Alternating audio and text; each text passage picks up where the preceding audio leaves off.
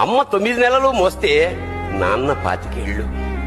రెండూ సమానమే అయినా నాన్న ఎందుకో వెనకబడ్డాడు. ఏది కావాలంటే అది వడ్డీ పెడుతూ అమ్మ, ఏది కావాలంటే అది కొని పెడుతూ నాన్న. దెబ్బ తగిలినప్పుడు అమ్మా అని పిలవనే, అవసరం వచ్చినప్పుడు తప్ప.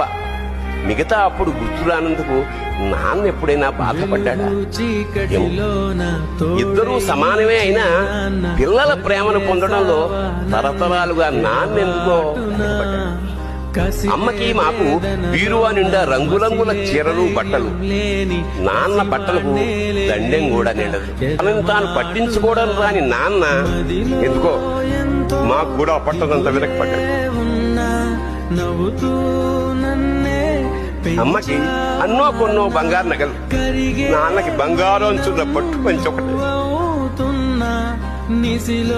కుటుంబం కోసం ఎంత చేసినా తగిన గుర్తింపు తెచ్చుకోవడంలో నాన్నెందుకో పాపం బాగా వెనకబడ్డాడు.